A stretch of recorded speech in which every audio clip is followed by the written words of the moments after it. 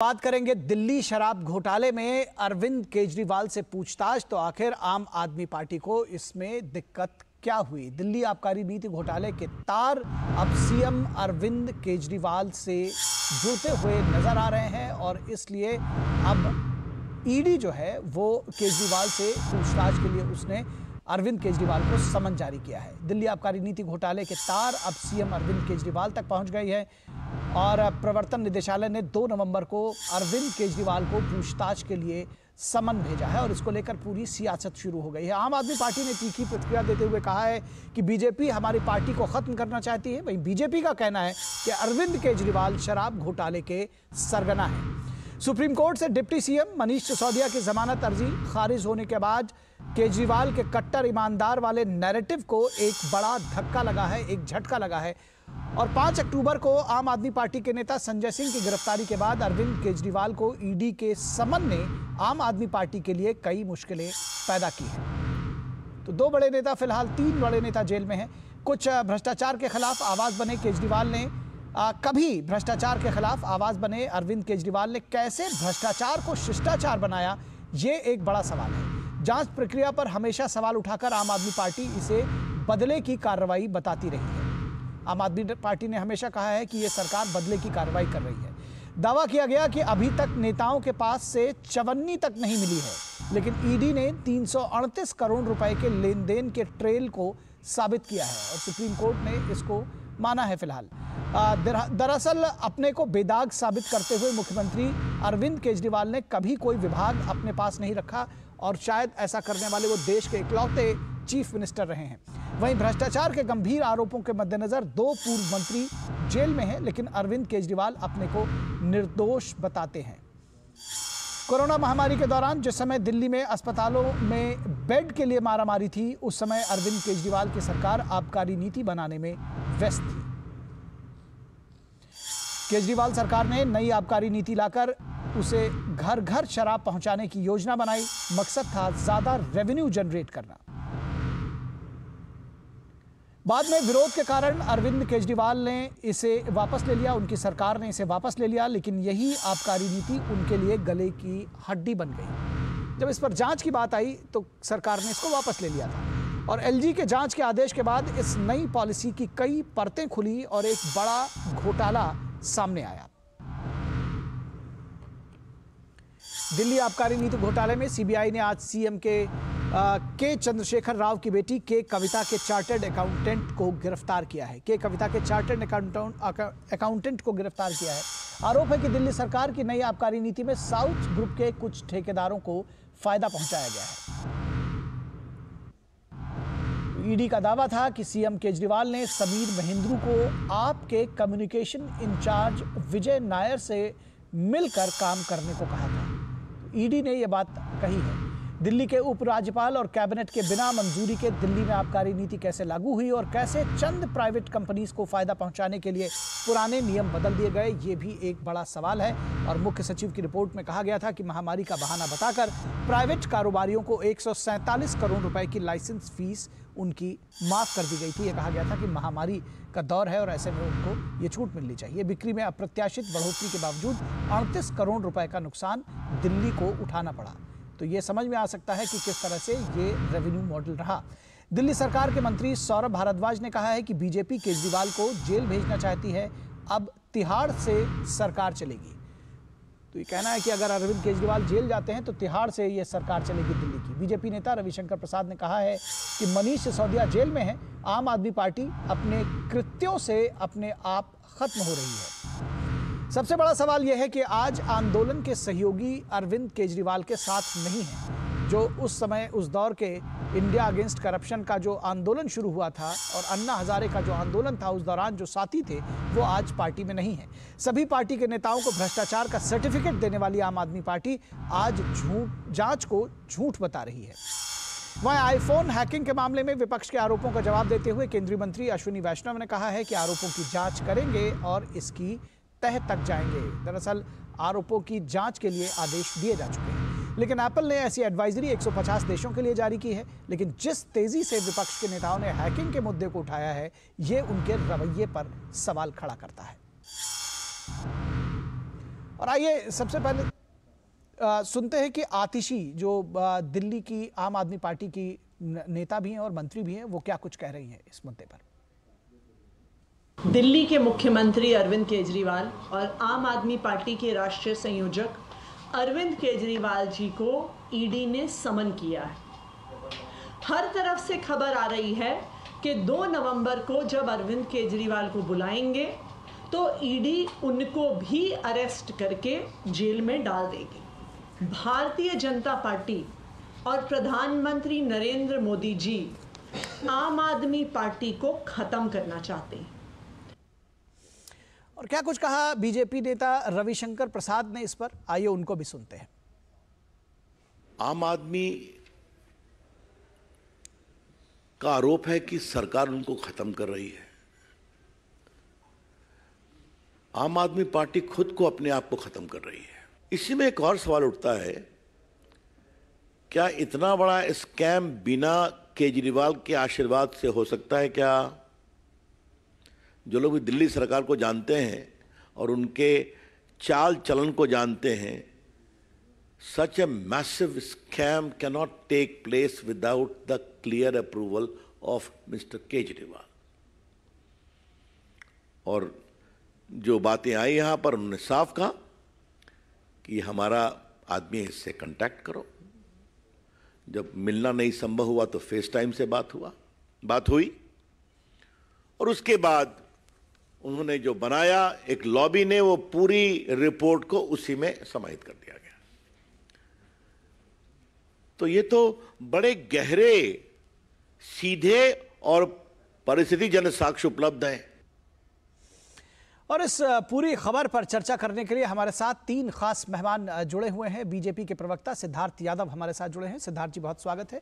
साथ में विष्णु पाठक जो कि राजनीतिक विश्लेषक हैं। विष्णु जी बहुत स्वागत है आपका। और विनोद मिश्रा हमारे कंसल्टिंग एडिटर, वो भी हमारे साथ जुड़े हुए हैं। विनोद मिश्रा जी आपका भी स्वागत है। और विनोद जी आपके साथ शुरू करना चाहें और ये समझना चाहें, इस पूरी खबर को आपने देखा कि किस तरह से जब से मनीष सिसोदिया की बेल डिनाई हुई है उसके बाद से एक नई बहस चल पड़ी है और इस बीच में ईडी का समन जो आया अरविंद केजरीवाल के लिए, उसको तो लेकर के आम आदमी पार्टी ऐसा मान रही है कि ये अरविंद केजरीवाल को जेल की सलाखों के पीछे भेजने की तैयारी है।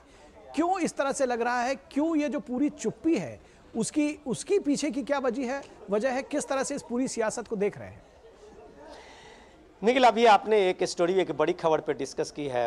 आपने देखा एप्पल हैकिंग के मामले में जो बड़ी खबर थी, उस खबर के बारे में आपने डिस्कस की है कि वही हिट एंड रन है कि आप जिस तरीके से एक विपक्ष में रहते हुए आप किस तरह से आरोप लगाते हैं और आरोप लगा के भाग जाते हैं। तो ये जब आप देखते हैं कि इस तरह की चीजें कि आपका काम है सिर्फ आरोप लगाना और आरोप लगा के निकल लेना, तो अरविंद केजरीवाल इसके लिए मशहूर रहे हैं। और ये मशहूर इसलिए रहे हैं कि इस देश के कोई बड़े नेता नहीं होंगे जिसपे अरविंद केजरीवाल ने करप्शन का चार्ज ना लगाए हो और उसकी जांच ना मांगी हो। तो आप उसके लिस्ट में अगर स्वर्गीय अरुण जेटली से आप ले लें और अभी के नितिन गडकरी से लेके शरद पवार, ऐसे कई नेता हैं जिन नेता को उन्होंने भ्रष्ट, करप्ट क्या क्या नहीं बताया और बाद में सारे इन नेताओं के साथ माफी भी मांगी थी जी। लेकिन आज देखिए कि किस तरह से समय का चक्र बदलता है कि वही केजरीवाल जो जांच की मांग करते रहे थे, वो आज इंसार जब अपने ऊपर में इस करप्शन के चार्ज की जांच आई है, उसकी आंच आई है, तो वो कह रहे हैं कि ये सब झूठा है जी। तो जब आप दोनों चीज़ के, जब इस देश के संविधान, जब इस देश के इंस्टीट्यूशंस, जब इस देश की सत्ता और जिस व्यवस्था पे आप विश्वास करते हुए इंडिया अगेंस्ट करप्शन की शुरुआत की थी, तो आपको लगा था कि हम एक नई आवाज़ बन के, एक नया नारा देके हम इस देश में कुछ बड़ा परिवर्तन करके दिखाएंगे। और ये हुआ क्या कि एक छोटा सा, जो आप कह सकते हैं कि यूनियन टेरिटरी के ही रूप में एक इंडिपेंडेंट स्टेट है, उसके आपको चीफ मिनिस्टर बनने का मौका आपको दिया गया और आपको मौका जनता ने दिया, तो आपने करप्शन की सारी हदें पार कर दी। आपके 2 मंत्री जेल में हैं, एक मंत्री 1 साल जेल में रहे, तब तक आपने उनका रिजिग्नेशन नहीं लिया था। और बाद में जब आपने रिजिग्नेशन लिया, जब मनीष सिसोदिया आपके डिप्टी चीफ मिनिस्टर जेल गए, हर बार आप ये कहते रहे कि ये कुछ भी नहीं है, ये फर्जी केस है, ये फर्जी मुकदमा है। लेकिन जब कल सुप्रीम कोर्ट की तरफ से ये बात सामने आई और जब ईडी ने एस्टैब्लिश कर दिया जो लेन देन हुआ है अस्थायी रूप से, अभी आप कह सकते हैं कि 368 करोड़ रुपए की लेन देन जब सामने में आई, तब आपके पास इसका कोई जवाब नहीं होता। ये अब तक, ये अब देखिए कि सरकार इस प्रोसेस में, जब आपने, सबसे बड़ा सवाल तो ये है कि कोरोना के उस विकट परिस्थिति में आपने वो लाया नई आबकारी, ये पॉलिसी लेके आए, नई आबकारी नीति को लेके, उस आबकारी नीति में आप मजे की बात देखिए, न एलजी का साइन हुआ, न कैबिनेट से अप्रूवल हुई और लागू हो गया। साउथ के वो जो कुछ कारोबारी थे उनको सारा ठेका दे दिया गया, प्राइवेट एजेंसी को उसमें आ गया। और इसके बाद जब एलजी ने इसकी जांच की शुरुआत की तो आपने जल्दी जल्दी में उस आबकारी नीति को वापस भी ले लिया। तो जिस दिन आपने आबकारी नीति को वापस लिया उस दिन आपका वो नैरेटिव खत्म हो गया था कि हम दिल्ली को एक मॉडल बनाना चाहते थे, एक रेवेन्यू मॉडल बनाना चाहते थे। वो सारे नैरेटिव आपकी खत्म हो गई थी और आज आपकी सारी झूठे पकड़ी गई है। निखिल जी जी जी, निश्चित तौर पर तो इस चर्चा को आगे बढ़ाएंगे, लेकिन रुकेंगे एक छोटे से ब्रेक के लिए। ब्रेक के बाद जब वापस आएंगे तो समझेंगे कि किस तरह से जो अरविंद केजरीवाल का नैरेटिव है या फिर वो बीजेपी का आरोप है, ये समझने की कोशिश करेंगे। रुकेंगे एक छोटे से ब्रेक के लिए, मेहमान भी हमारे साथ बने रहे। अलग हैं हम, ये रफ्तार नई है, ये रफ्तार सही है, ये जज्बा नया है, खुद ब खुद बयां है। आयशर प्राइमर G3, जज्बा नया, जीत नई। तुम्हें पता है इन्वेस्टर्स के लिए एक इन्वेस्टर प्रोटेक्शन फंड होता है IPF, लेकिन अगर तुम्हारा ट्रेड एक्सचेंज पर एग्जीक्यूट नहीं हुआ या फिर कोई गारंटीड रिटर्न्स वाली स्कीम है तो ये IPF आपकी मदद नहीं कर सकता है। और अगर आपका ब्रोकर ही डिफॉल्टर बन जाए तो फिर IPF आपको कॉम्पेंसेशन दिला सकता है। कहां से सीखा? NSE की साइट पर। सोच कर समझ कर इन्वेस्ट कर। हो बिजनेस बढ़ाना, गुड़िया को पढ़ाना या मिसेस के साथ वेकेशन, लो मुथूट फाइनेंस गोल्ड लोन। भरोसा इंडिया का, भरोसा इंडिया का। मुथूट फाइनेंस, भारत का नंबर 1 सबसे भरोसेमंद financial services brand. Gold loan के लिए अभी कॉल करें 1-800-313-1212। ब्रेक के बाद एक बार फिर आप सभी का स्वागत है और चर्चा कर रहे हैं दिल्ली की सियासत पर, जिसमें मनीष सिसोदिया को बेल डिनाई की गई है और उसके बाद ईडी की तरफ से अरविंद केजरीवाल को समन भेजा गया है। इस पर तमाम आरोप प्रत्यारोप लगातार जारी है। हमारे साथ 3 खास मेहमान वो बने हुए हैं, उनके साथ इस चर्चा को आगे बढ़ाएंगे। इस मुद्दे पर विष्णु पाठक जी आपसे समझना चाहेंगे कि जिस तरह की बात अरविंद केजरीवाल और उनकी पार्टी की तरफ से, दरअसल अरविंद केजरीवाल तो लगातार चुप्पी साधे हुए हैं, इस पर भी बीजेपी ने सवाल उठाया कि आखिर वो क्यों चुप हैं, वो कुछ बोल नहीं रहे हैं। फिलहाल ये कहा जा रहा है कि अब कहीं ना कहीं आम आदमी पार्टी में एक डर बैठ गया, उनको लगता है कि ये जो पूरा घपला घोटाला है अब इसको खुलने से रोका नहीं जा सकेगा।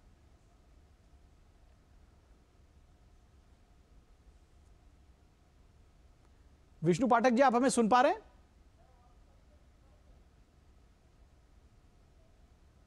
विष्णु पाठक जी, आप हमें सुन पा रहे हैं? हमारी आवाज पहुंच रही है आप तक? विष्णु पाठक जी तक हमारी आवाज नहीं पहुंच पा रही है। मैं पीसीआर से रिक्वेस्ट करूंगा कि उन तक ये देखें कि ऑडियो पहुंच जाए। फिलहाल सिद्धार्थ यादव को इस पे जोड़ने की कोशिश करेंगे। सिद्धार्थ यादव, आपने देखा कि जब से कल ये बेल डिनाई हुई है और ईडी का समन गया है, एक जिसको कहते हैं कि आम आदमी पार्टी की तरफ से ये शुरू कर दिया गया एक नैरेटिव, जिसको कहा जाए कि उन्होंने फिर से ये कहना शुरू कर दिया है कि भाई ये तो जांच के नाम पर बीजेपी जो है अरविंद केजरीवाल को जेल भेजना चाहती है। देखिए, मैं मानता हूं कि आम आदमी पार्टी हमेशा से एक नैरेटिव पे काम करती है। वो नैरेटिव पहले तो ये रहा कि हम सबसे ईमानदार हैं, कट्टर ईमानदार हैं, हमसे ईमानदार तो इस पूरी दुनिया में कोई है ही नहीं। पर जब एक के बाद एक आपके मंत्री जेलों में जाते जाएंगे और देश की कोई भी court, lower court, high court, supreme court, आपके किसी नेता को बेल देने को तैयार नहीं होगी, यहां तक कि कोर्ट्स ये भी बता देंगी कि हाँ एस्टैब्लिश्ड है, कहीं मनी ट्रेल एस्टैब्लिश्ड है, कहीं आपने घपला किया है, कहीं किकबैक्स हैं, तो कहीं ना कहीं तो कटघरे में केजरीवाल जी फंस ही जाएंगे। अब तो कहानी बस इतनी बच गई कि जितना पैसा खाया वो केजरीवाल जी जाके बता दें कि ये यहाँ रखा है। कई बार सच बोलने से आदमी और बड़ा होता है, छोटा नहीं होता। केजरीवाल जी को जाके बता देना चाहिए, ठीक है ये मंत्री थे, इन्होंने खाया और इतना खाया, गलती हो गई, हम लोग कर गए, हम नए थे राजनीति में, हम लालच में आ गए, ऐसा बोल दें। पर इसको छोड़ करके केजरीवाल ऐसा नहीं कर रहे हैं। वो क्या कर रहे हैं? सबसे पहले मंत्री कौन गए थे आपको याद होगा? सत्येंद्र जैन जी। आप मानिए कि आज के समय में भी 21वीं सेंचुरी में भी दिल्ली, देश की राजधानी के जेल मंत्री 8 महीने तक जेल में बंद रहे और वो मंत्री से नहीं हटाए गए। मतलब भ्रष्टाचार तो एक तरफ है, आपका व्यवहार कहां? आपके नेता भ्रष्टाचारी, घर से रेड हुई, 3 करोड़ कैश निकला, सोने की गिनिया निकली, और जब उनको अल्टीमेटली भेजा गया तो वो जेल मंत्री बने रहे। आपके शिक्षा मंत्री केजरीवाल जी क्या कहा करते थे उनके लिए? वर्ल्ड्स बेस्ट एजुकेशन मिनिस्टर, विश्व के सबसे अच्छे शिक्षा मंत्री। इनको तो भारत रत्न दिया जाना चाहिए। अभी पूरा विश्व ढूंढ रहा है कि ये सबसे अच्छे जो शिक्षा मंत्री थे पूरे विश्व के, ऐसा क्या हो गया कि 8 महीने से जेल में है, बाहर नहीं निकल पा रहे। ये भारत रत्न देने की जिनको बात करते थे, मैं मानता हूं कि उस पुरस्कार को भी अपमानित करने का काम किया। तीसरे नेता कौन गए? संसदीय दल के नेता संजय सिंह जी, जिनके लिए रोज केजरीवाल जी आकर के बोलते थे, वो स्वयं आकर के बोलते थे अगर हिम्मत है तो रेड करो, हिम्मत है तो जेल भेजो। अंततः क्या हुआ? वो भी जेल में बंद है, उनकी भी याचिका जो है वो खारिज की जा रही है। कहीं ना कहीं अब समय आ चुका है कि देश की जनता भी चाहती है कि केजरीवाल जी अब बाहर आए और स्वीकार कर लें। 338 करोड़ तो बता दिया है कोर्ट ने, उसके अतिरिक्त भी बता दें इतना इतना किया था, 50 करोड़ का शीश महल बनाया है, ये टोटल में हमने इतना कमाया, माफी मांगते, देश से हाथ जोड़े और माफी मांग ले। सच बोलने से आदमी छोटा नहीं होता, पर इस लड़ाई को, इस नैरेटिव वॉर को वो चलाए रखे, रोज कोई नया शिगुफा, आज भी नहीं मानना, नहीं नहीं हम नहीं मानेंगे, हम तो कट्टर ईमानदार, इस प्रकार की बात अब देश तंग आ चुका है। अब पूरी अरविंद केजरीवाल जी की पार्टी, आम आदमी पार्टी को मिलकर के स्वीकार करना चाहिए, देश को और भ्रमित करने का एक प्रयास नहीं करना चाहिए, देश की हाथ जोड़ करके उनसे विनती बस इतनी ही है। ठीक है, चलते चलते आखिरी कमेंट्स, क्योंकि विष्णु पाठक जी हमारे साथ जुड़ नहीं पा रहे हैं, आखिरी कमेंट्स आपसे चाहेंगे विनोद मिश्रा जी, बहुत शॉर्ट में, कि ये जो हिट एंड रन की जो पॉलिसी रही है और जिस पर नितिन गडकरी से लेकर अरुण जेटली तक से अरविंद केजरीवाल को कई अवसरों पर कई नेताओं से कई तरीके से माफ़ी मांगनी पड़ी है, क्या ये पॉलिसी अब आपको लगता है कि जनता के बीच में धीरे धीरे एक्सपोज हो रही है? निखिल, हम दूसरी बात करते हैं कि अभी हम लोग पिछले कई दिनों से और कई महीनों से और कह सकते हैं कई सालों से इस चीज़ की चर्चा करते रहे हैं, फ्रीबी की, और हम लोग इसकी चर्चा करते रहे हैं कि फ्रीबी जो है वो शॉर्टकट की सियासत कैसे एक दिन शॉर्ट सर्किट हो सकता है। तो अब ये देखिए कि जिस समय में केजरीवाल जी के तरफ के एक ये ब्रेन चाइल्ड था उन्हीं का, कि जब आपने दिल्ली में इतने फ्रीबी के अनाउंसमेंट करते करते, जब आपने कहा बिजली फ्री, ये फ्री, सब कुछ फ्री, पानी फ्री, रोज फ्री का आप एक हेडलाइन बनाते हुए आ रहे थे, तो आपको ऐसा क्यों ऐसा मौका मिला उस कोविड के समय में जब आपको लगा कि दिल्ली को इस फ्री के बदले में दारू भी पिलानी चाहिए? आपने घर घर शराब पिलाने की वो व्यवस्था की थी नई आबकारी नीति के हिसाब से, और उसको जिस तरह से उसमें जो एक आप गैंग जो आप कह सकते हैं, मैं साउथ ग्रुप तो कह सकता हूं उसको, ये है कि आप देखिए उन सारे जो प्लेयर थे देश के, जो टॉप शराब के कंपनी के मामले में और डिस्ट्रीब्यूटर के मामले में जानते हैं, वो सारे लोग का दिल्ली में पदार्पण होता है। उनका आपने एक तो लाइसेंस फ्री आपने माफ़ कर दिया। जो चीफ सेक्रेटरी की रिपोर्ट है, जो एलजी को उन्होंने रिपोर्ट सौंपी थी, 148 करोड़ का उस समय में उनका एक लाइसेंस का बनता था, उसको भी आपने माफ़ कर दिया। और सबसे बड़ी बात थी कि आपने लोगों को किस तरह से धोखे में रखा कि आपने कहा कि ये हमारा सबसे बड़ा एक रेवेन्यू मॉडल है कि जिससे हम दिल्ली की जनता के लिए एक बड़ी कमाई करेंगे, जिस कोरोना काल में हम इसको खर्च कर पाएंगे। आपने क्या किया? बड़ी कमाई, शराब का जो बिक्री था उस समय में कई गुना बढ़ गया था, लेकिन राजस्व में 38 करोड़ का घाटा आया। इस सब के बाद भी देखिए कि इसी का डुप्लीकेट आप इसी फॉर्म को, नई आबकारी नीति को पंजाब सरकार भी ले आई, इसी को लेके आप देखिए कि इसी छत्तीसगढ़ में भी यही चीज़ आई। तो जहाँ जहाँ आप फ्रीबी के लेके एक जनमानस में आपने अपनी एक सोशलिस्टिक ये बनाने की कोशिश की कि हम ऐसी सरकार लाते हैं, वहाँ दूसरी तरफ आपने करप्शन का ऐसा बोलबाला किया कि आप चाहे छत्तीसगढ़ चले जाइए, आप चाहे पंजाब चले जाइए, आप चाहे दिल्ली चले जाइए, एक पूरा कॉकस है और वही कुछ खास लोग हैं, वही साउथ ग्रुप के लोग हैं जिनकी सीबीआई अभी पूछताछ हुई है। सेकेंड चार्जशीट में आप देखिए कि सप्लीमेंट्री में सारे लोगों का नाम भी ईडी ने रखा हुआ है अभी। तो ये सारे लोग वही हैं जो प्लेयर दिल्ली में हैं, वही छत्तीसगढ़ में हैं, वही प्लेयर जो है आपको पंजाब में मिलेंगे। तो ये एक कॉकस को जब आप सामने में लाते हैं तो डेफिनेटली ये बात आपको साबित करके जांच एजेंसियों ने किया है कि आपने कैसे इलेक्शन में इसका उपयोग किया है, इस पैसे को किस तरह से आपने पार्टी के लिए यूज किया है। तो आपको इंटरेस्टिंग चीज इसमें जरूर जोड़ दूं कि सुप्रीम कोर्ट में ये चर्चा में आई थी कि क्यों नहीं आम आदमी पार्टी को इसमें एक ये बनाया जाए, इस केस में शामिल किया जाए। तब ये सवाल आया था कि पार्टी के नाम से किस तरह से आप उसको एक केस दर्ज कर सकते हैं। तो अरविंद केजरीवाल एक कन्वेनर हैं, उस पार्टी के मुखिया हैं, तो जाहिर सी बात है कि अब अगर इस पार्टी को फायदा पहुंचा इन सारे लेन देन में तो उनको भी पूछताछ होगी। जी बिल्कुल, उनसे पूछताछ होगी और कहीं ना कहीं इसकी जो परतें हैं, जो तय है, वो जनता भी जानना चाहती है कि आखिर क्या है इसके पीछे की सच्चाई, और वो ज़रूर सामने आए। अदालतें अपना काम कर रही हैं, जांच एजेंसियां अपना काम कर रही हैं। उम्मीद है कि इसके पीछे का जो भी सच है वो सामने आएगा। विनोद मिश्रा जी बहुत शुक्रिया, और सिद्धार्थ यादव जी बहुत शुक्रिया हमारे साथ जुड़ने के लिए और इन दोनों विषयों पर बातचीत करने के लिए।